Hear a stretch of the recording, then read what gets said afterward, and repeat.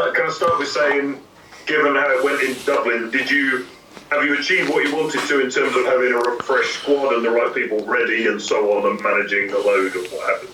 Yes. Yeah, we have. I feel like we're in a good spot. Only time will tell, because it's got to transfer onto the game this weekend. But we've had 2 good performances and 1 great win, and we've managed to give a rest to everyone who could be involved this weekend. So yeah, we feel fresh and ready to go back into the Prem. And just how big is this festive game, home game? No doubt a big crowd. Repeat of the final last season. Can you just put into context how big this is for? Ginormously big. Yeah, we haven't really spoke about it, but the lads know. It's basically 1 versus 2, innit? There's 2 points to separate first and fourth. There's bragging rights. There's getting the monkey off your back. There's the sellout crowd and wanting people to come back. Sets you up for a great Christmas. I mean, outcomes don't define Christmas. It can't do, can it? But it will make that first turbocharged Bucks Fizz taste all that bit sweeter Christmas morning if we get the performance that we want. Did you look at that afternoon? Did you look at that final as a lost opportunity? Did you come away with it with a lot of regret? But yeah, bits of regret. I think we had them there at the 60-minute mark. How many teams probably say that about fixtures against Saracens? They're the best team at finishing other teams off. But we certainly had our opportunities down there on their try line. So I was stuck in it to that point because we were always kind of chasing in the game, and I don't think we certainly didn't put the best of ourselves, but we're still a growing team, as I maintain. We've still got a lot of growth in us. So this will be good to see how far we've come as well since that final. We've largely a similar team.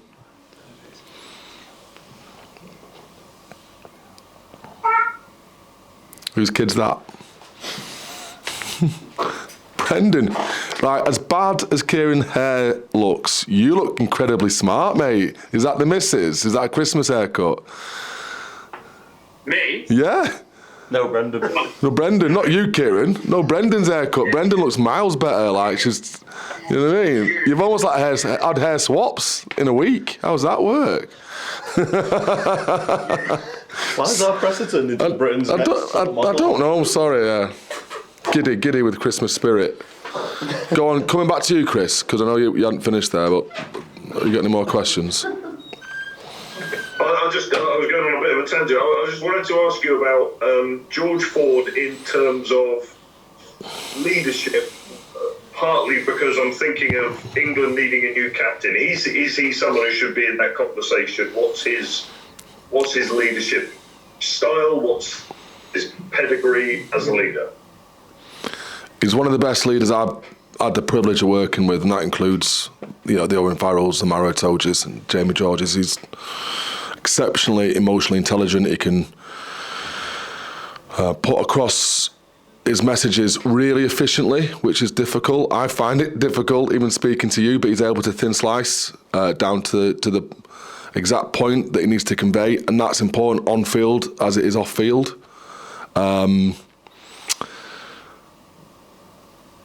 He's demanding in terms of standards without being oppressive and autocratic. So he does it in a subtle way. If anything, I'd say at times it actually takes too much on by way of giving direction of what needs to be done, but also trying to motivate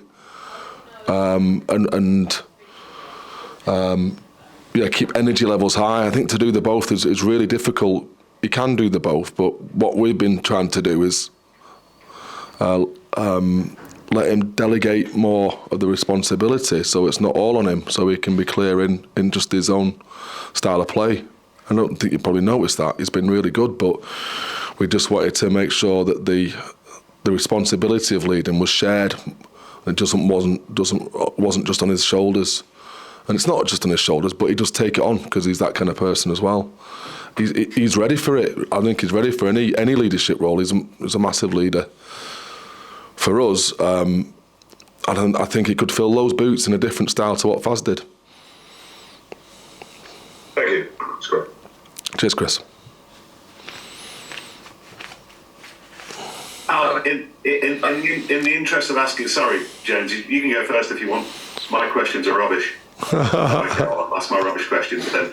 In the interest of asking the big questions, how many roast turkeys, does it take to feed a squad of rugby players? You'll have to ask Grace. She's been cooking for 2 days, our chef upstairs. It was delicious though. I wouldn't actually know. We had ham as well, didn't we? And the rest of it. You not had it? All right, yeah. No, I wouldn't know. I can find it out for you though, Nick. That's actually genuinely interesting. Do you right? Yeah, no problem. Yeah, no. Well, what did you get for your secret Santa? I got a bottle of wine and a packet of fags. I don't even smoke, so I don't know. I'm sure I'll bum them to someone else over the Christmas period and they'll be happy with them. But I got a bottle of wine, so that'll go down well. Mark's just told us that he's giving the squad 4 days off over Christmas. He doesn't even want them to get in touch with each other over that period. How are you handling this period around the Premiership games and then heading back into Europe? Surprise, surprise, Silla. 4 days off. Yeah, they've all got 4 days off.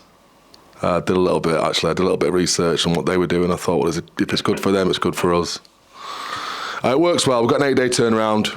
It's been a real enjoyable, really hard slog since the start, and this is the first time we think we can give them a break to freshen up. So, for similar reasons, I'm sure that Sarries have. It means we can go into Saints certainly neurologically refreshed. Yeah, brilliant. And one last one from me, Al, if I can. Where are you this season? Are you progressing as well as you would have hoped? Are you ahead of the curve, on the curve, below the curve? What are you thinking about at the moment in terms of where you are? God, I've never been ahead of the curve. That's probably a failing. It's never felt like we're further on the way I want to be. Actually, I tell a lie. Maybe in that first 6 months, Kieran, when I came in, I didn't expect it to go that well, that quickly. We are where we want to be in the league, obviously. At this point, that was the aim. So outcome-wise, and that's how we're generally judged. We're where we want to be. I still don't think, aside from a couple of games, we've really hit the kind of form that I'd want the side to be at, and that being Bristol and Stad. Both of those games after a bit of a big loss, so there's a question mark there around our ability to be that motivated, to be that good in all areas of the game without the need for the reaction or the rocket, as I mentioned this week. So we've probably hit form a couple of times out of the last 11 games, is it now? 9, 10, 11 to 10 games in all comps, plus the extra 5 Prem Cup. And why do you think that is? A little bit teething with the World Cup players coming back. Understanding the new leadership group as it is. You know, we mentioned George there, with Jono moving on. A lack of maturity, and that's not a criticism. We are a young side for the most part, and I'm a young DOR, so we're still growing into the roles and the responsibilities of being able to consistently perform, and get the messages right consistently, right at the top level. I dare say that this is the first time that we've gone into most of our games as favourites. So that's a different type of mentality that you have to adopt and carry with you as well. A different one for me with this group. So we're feeling our way through that. And that's a kind of a mental thing. Through your coach's eyes, is there one thing that you're doing better on the pitch this season, which is pleasing you more than most? Yeah, I think our attacks come on. And you wouldn't see that in the scoreline every week, but I think you'll see it in our endeavour. How many meters we made, how many times we've carried, how many times we've passed. There's a lot. The stats tell a better picture to our overall game than perhaps one that was more dominated by kicking, set piece and defence last year. It's a more well-rounded game. Better to watch, and I think in time, if we get it right, it gives you more ways to win a game than just having to beat people up and grind it out, which we're still quite happy to do if it comes down to it. Great, thanks. I'll see you Friday. Cheers, Nick. Hi, Alex. Could I ask you, with your coach's hat on, to tell me what the point of difference is between George and Owen? Ooh.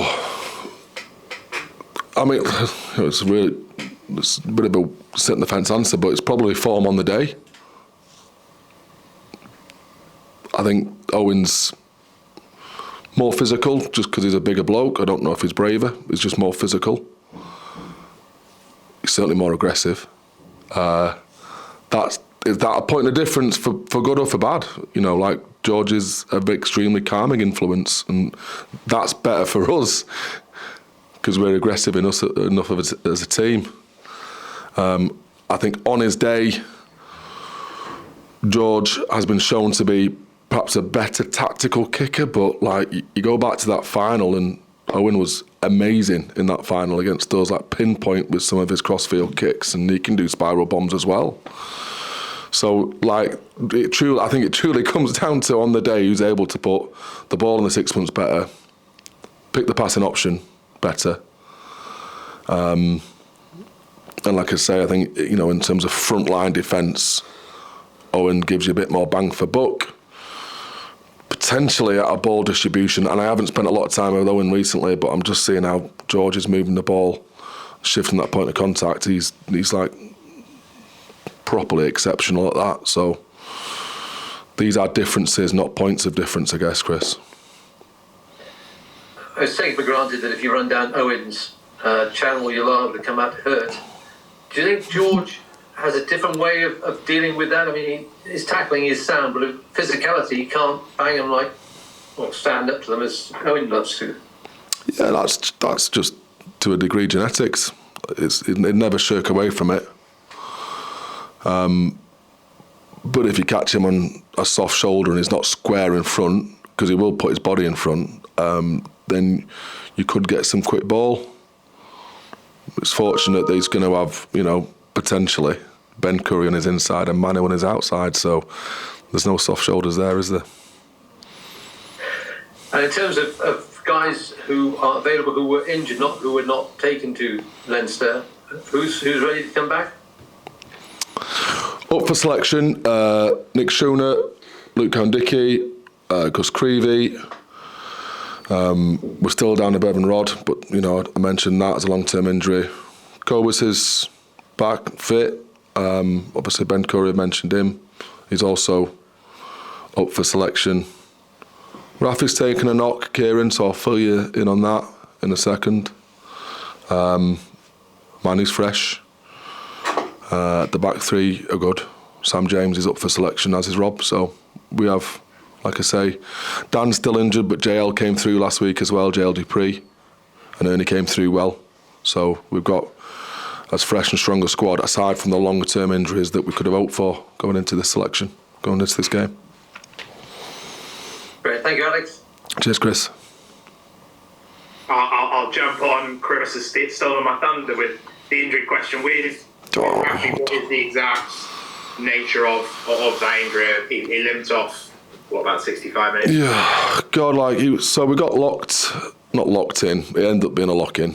Our plane got delayed in Dublin Airport, and we found a bar, which was great actually, because we wanted to have a bit of a decompress. We didn't want to stay in Dublin because it would have been at Christmas, a 5:00, and then we wouldn't have been able to recover. But the 2 hours in the airport served its purpose in terms of us getting a bit of a debrief and having a drink or two before we got into our own beds.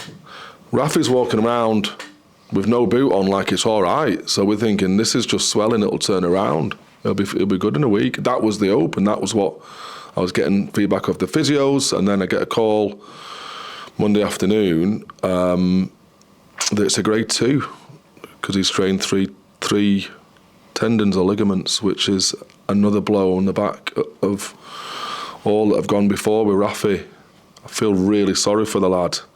And there's no consistent injuries here, like broken jaw, torn hamstring, broken wrist. Now he's rolled his foot. It's just bad luck on bad luck. That would normally mean about 4 to 6. And we'll assess it, on a weekly basis to see if we can get him back. Before that,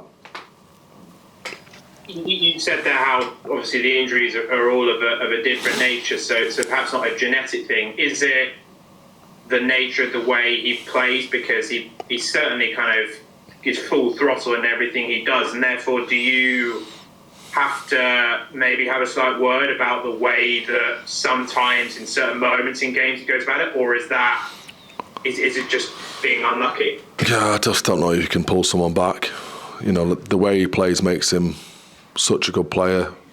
I'm hoping in time it'll get better in terms of decision making, of maybe when to go for a gap and when not to go. Certainly we've talked about him not sticking his head in rooks, and he does that less.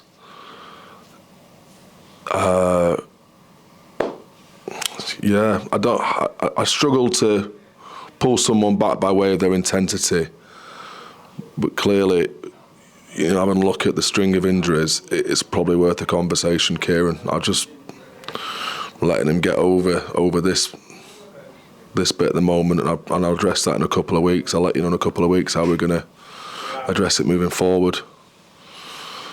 It's not like he's giving away penalties and stuff. It's not like he's ill-disciplined. He doesn't look reckless. He's just very powerful and, kind of overly physical maybe for his size. And, it leads to him picking up all these different types of injuries. Some of them contact, some of them joint, some of them soft tissue. There's no common denominator in this at the moment. Like you can't tell him to run slower, can you? And he pulls his hamstring. Like it's a very strange thing, isn't it? I'd much rather have that where he's at right now and make him more robust than perhaps take away some of his X factor. That will mean Nye Thomas will back up Gus Waugh. He's been on the bench quite a few times with Rafi's jaw injury, but hasn't played a huge number of minutes. Is that down to how well Gus has been playing, or the fact that Nye is still, even though immensely talented, still very inexperienced at the Premiership level? Yeah, a bit of both, Kieran. We had a good chat with Nye today, and what is horrendous for Raf is brilliant for Nye, because he came on and he showed again that he's got some real talent. Like you say, he's super aggressive. His kicking game's come on a lot, and what we haven't witnessed yet, although we do see it a bit more in training, is his decision making for game management. And all those games that he was sat on the bench for, they came down to the wire more often than not, didn't they? Like you watched them, they came down to the last kind of 10 minutes, and at some point we're going to have to show faith in him and put him on the field to close the game out, because how else does he get that experience without us pushing him forward? So he's got 4 to 6 weeks now on the bench or starting for him to gain that experience. And once you've got it, no one can take that away from you, can they? It's in the bank. So I'm quite excited about now getting this opportunity. I was wondering after that Leinster game, when can we get him it? And then all of a sudden, through someone else's misfortune, the door opens for him. You mentioned to Chris, Bevan is still not quite ready. Is it a case of just seeing how he copes at the start of the week, or is this something more serious in terms of he might still be a little bit away? No, Bevan, that was the case with Bevan. He's had another scan. It's going to be a bit longer with Bevan. He could need an operation to reattach a ligament to the pea-sized bone in his toe. This bone which helps the stability of your big toe. I think there's 2 of them or something, and they've split. And what we thought was just a broken bone is now attached to a ligament which enables him to push off his toe. And you see it in fingers, when they get floppy and they put buttons on the nails. From my understanding, in layman's terms, I'm laughing about it because putting buttons on fingers and floppy fingers and stuff is about as far as my medical expertise goes. it's something like that. I think we might have to reattach this ligament, and if that's the case, then we might not see him for a few weeks. With Simon McIntyre out as well, I know last week we spoke about Asher and whether he plays loose head or tight head. Being down 2 loose heads, are you seriously thinking about temporarily moving him across? We are seriously thinking about it. So we've talked about it over the last week. We've got like 5 good props at the moment. We've got a few more younger lads who just haven't been tested, but 5 that we know can compete, and most of them dominate at this level. To get a 6th in, so I mean you're 3 deep on either side, would be potentially an extra loose head. Most of whom would want to sign up for the remainder, if they're any good, the remainder of the season. And in the case of Simac and Bevan Rod, they'll be back at worst case scenario after the break, the Six Nations break. So then you're signing someone up for 6 months that you need for 3 weeks. You know, it doesn't really make financial sense when if you're smart with it, you should be able to rotate those 5 props and shift Asher across if needed to see out the next 4 or 5 weeks. So that's the route we're going down at the moment. If it was my money, I'd probably want to keep my powder dry and save it for a real crisis. I wanted to ask you about the 13 jersey. Yeah. Where is your head at with that at the moment, with Sam James, with Rob Dupree, Conor Doherty also played really well on Saturday. You seem to have, the preference has seemed to have been Rob at 13 when George is available. Where's your head at with that position and that jersey at the moment? I'm not about to let that slip at this point in the week, Kieran, but I can tell you in some confusion given the form of all those lads. Where do you think Rob's best position is? Because obviously he's played a lot of his senior professional career at 10 and has played 13 probably the last 12 or so months. Is he still primarily seen as a 10, or now is it a situation where wherever he's needed he's perfectly capable of playing either position at high level? The last statement that you made, I think he's capable of playing either position at a high level. He's played his better games at 10. He got man of the match first couple of games of the season for us at 10. But I think he's a very, very good 13 as well. So we're very lucky, as I've said in the past, to be able to have him and have that variability in his playing styles. Just finally from me, have you had your recruitment meeting yet, or is that still to come today? We've had it, but I'm on radio silence because we want to control the narrative and all the lads who we're retaining, and so I apologise for that. Normally, I'm up front if I can be. I've been told to keep my mouth shut. It's very difficult for me. Cheers, Al. Thank you. All right, cheers, Kieran. Hi, Al. I had him. Did you guys get together tomorrow? Not for me. They're looking at this PGA agreement at a time and location that was supposed to not intervene with preparation. London at 10 o'clock is perhaps the worst time for me to go down and miss out on the preparation for a game of this magnitude that we've just already spoke about. So our CEO's going down, and most of it is around the PGA agreement, potentially a extended EPS squad, while reducing numbers of senior players within the squad to reduce salary cap. These are all my understandings of what's going to go on.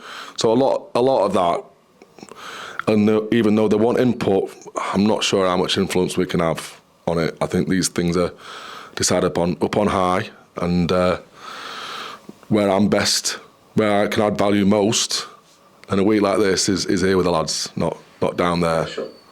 Not down there. Yeah. There's this sort of uncertainty about what's happening, kind of hampered your potential negotiations with players. A little bit. I mean, I think there'll be consideration down the line that if they are reducing squad sizes and stuff, that you can't just sack 10 players. There has to be a teething period of when you're able to manage that. So we haven't really considered it, but in terms of the hybridised contracts, that's something that we want to have more clarity on, because it seems that there's a couple of lads that have been told already, and we've obviously got a few out of the 10 players that met with Steve Borthwick that would be in that 25, and that has an influence on maybe how much they would require from a club, because they're already guaranteed up to £160,000. So that's something we spoke about.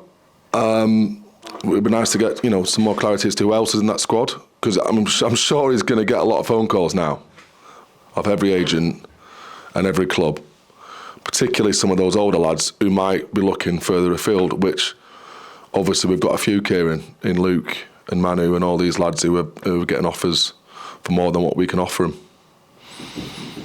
So that's that really. That's the biggest influencing factor. Great, thanks, Sam. Alex, where are you with Manu now? Yeah, I still haven't sat down with him. I said we're going to sit down, and this is on his second game back since the World Cup. Christmas, 2-day training week, leading into Saints, so it's going to be the start of the new year when I sit down with him. Yeah. Last time we spoke, you gave the impression slightly that he was badgering you about a new contract. Is it very much the case that it's your decision to make rather than him being prized away by someone else? No, not at all. No, I'm just saying that it's wishful thinking, like it's always. And the number of times I've thought that, and then because you don't know the minds of men, other men at least, I've come unstuck. It's more often than when I've been right. It's more often when I've predicted the outcome. So I'm going to be very open into what he wants to do, because I know there's again French clubs coming in for him, which is exciting for him. What's your sense, Alex, in how many years he's got left in him? We've really got to see how, like, he's training really well again. As I said, for the first time coming back for Stad. We've got to see how robust he is now. We've got to see how robust he is through this next stretch to the Six Nations. I reckon he's got another year or 2 years at this quality, at this level. At least a year at this level. Yeah. I mean, without tempting fate and touching wood when I say it, it seems that the way you look after him and the way England look after him are finally kind of joined up in terms of the thinking. Yeah. That would, in theory, augur well for the future. Yeah. That took a while though, didn't it? Like, so how many conversations of this nature were around Manu being injured and re-injured and whose fault it was. It seemingly, touch wood, that we're getting it right, and a lot of it's on him as well. He looks after himself better, and he has to. He's got 3 kids, hasn't he? So he can't be going around getting out there and stuff. He's very much the family man. That leans well. It helps in terms of your body conservation, and I think the mental side of it as well. I think helps for that. Well, it certainly does for me. To know that you've got that support there. Do you think when you get to that stage of your career and you know that the more of your rugby is behind you than in front of you, it tends to focus your mind a little bit on the rugby? If you're into stoicism, yeah, which I am, and I think he is, like play every game like your last game, yeah, you really enjoy it. I think that's what it seems like when you talk to him and stuff. It's just loving playing. It's not like some of those lads who can arise to this kind of weekend challenge that we've got this weekend. And I think you'll see that many of the Saracens boys, sometimes with all they've done, it's about getting that emotional edge. I think you'll see it in like a Johnny Hill as well. Like he's done a lot in the game, and this games like this really excite him. Manu's just excited all the time about playing rugby. He just smiles all the time, doesn't he? I mean, he's kind of unique in that respect. Yeah, because he's a bit of a sadist as well. So, like, that's what Flat said, isn't it? There's nothing scary than a smiling Manu Tuilagi. Cheers, Alex. Happy Christmas. Thanks, Al. Happy Christmas. Alex. Yeah, I am, Brendan. Oh, look at you. Look how fresh you look. Can't see it. You have a look at it. I don't really recognise him. Look, I know it. It's someone else posing under Brendan's name. That's what it is. Wow. I was just taking your advice from last week about getting on the TV. That's all you say. Yeah. But no, I was just going to ask you about your previous weekend there against Leinster. Yeah. What positives you took out of it moving forward for this kind of difficult Christmas period? Defying journalists was the one big positive I'll take out of it. It felt like I was too right. Yeah, right from when we beat Stad, the first question people asked is, what kind of a team are you going to field? And I said competitive, and I was questioned about it in the week, and I was questioned about it before the game. And then after the game, like, oh, you're competitive? I'm like, well, quelle surprise. I told you we're going to be. So I was a bit narked off by that, honestly, in the week. But, that being said, we had 19-year-olds going up against British Lions in that second half who didn't give an inch, and I've said all this after the game. We had a team that was extremely competitive for 40 minutes, but ended up giving the ball away too much on the third quarter to the world's best international team. Well, one of them, because that's what they are. And the lads came out of it, despite the result, maintaining energy and momentum coming back into the Prem, which was the key, and with the experience of knowing they can go toe-to-toe with 100 Kappas. Yeah, and so obviously using that for Saracens, then what kind of stuff do you think would have been really beneficial? Obviously apart from that, really kind of that learning experience. Do you know what I mean? Well, yeah, there's just that, innit? Like, it's the experience of the intensity, I guess. Also, the fact that the few mistakes that we made in around the very basic fundamentals of the game, like not winning your own line out when you're 5 metres out, can have dire consequences. Pulling the trigger on the halfway line, we're 5 minutes on their line. This is in the same period. Defending them, they kick off, we kick return, we go out the back, because it's on to go out the back, and our execution's poor. They fly out through the 5 minutes from our line, so the momentum shifts in a game are so much higher because of the quality of opposition you have, and it's the same against Saracens. You make a mistake, however small it will be, they'll punish you for it. Game's big moments turn on small hinges. That is the lesson we'll take from that. All right, and then just from yourself, how was Dublin? Oh, I didn't see much of it, mate. We were out in St Helens, the Radisson Blu in St Helens. I got stuck on the beach because the time came in, and I had to scramble up the rocks with my wife, which was a bit of a worry. But then we got to the airport, got on the plane. I had a couple of pints of the black stuff in the hospitality tent. And I really enjoyed that little bit. And everyone, as you know, like, they're all like, oh, go well, have a great game, all smiling, really friendly. And as soon as you turn the back, they'll be spitting on the ground and want you to get stuffed. That's the Irish for you. I don't mean that racialistly. Like, they're all smiles, but they can't surely mean it because they're too competitive for that. No, it's kind of nice to be charmed. Softens you up a bit, it's fine. Yeah, exactly. That's what we saw it for. The hotel was really hot. They make you feel really comfy, you know what I mean? Feed you too much starch, and as a result, like we had to like open the doors and we kind of knew it was coming. But yeah, always have a good time in Ireland. Even though we didn't get the result, it was a positive experience.